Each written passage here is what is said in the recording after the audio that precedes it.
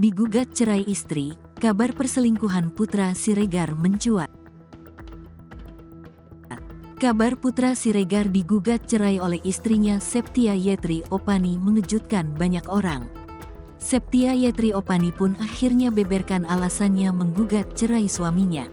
Dalam pernyataannya, Septia Yetri mengaku tidak mengalami KDRT dalam berumah tangga dengan Putra Siregar.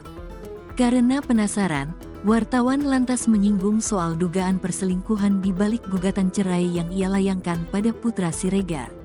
Sebagai informasi, Septia Yetri Opani melayangkan gugatan cerai pada Kamis, tanggal 29 Desember tahun 2022 di Pengadilan Agama Jakarta Timur.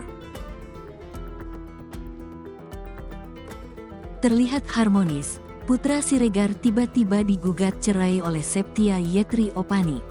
Rencananya sidang perdana perceraian antara Septia Yetri Opani dan Putra Siregar dijadwalkan pada tanggal 5 Januari tahun 2023. Agenda persidangan pertama ini merupakan mediasi untuk mempertemukan kedua belah pihak. Saat diwawancarai awak media, Septia membeberkan alasannya menggugat cerai suaminya. Ia mengatakan suaminya tersebut kerap melakukan kesalahan.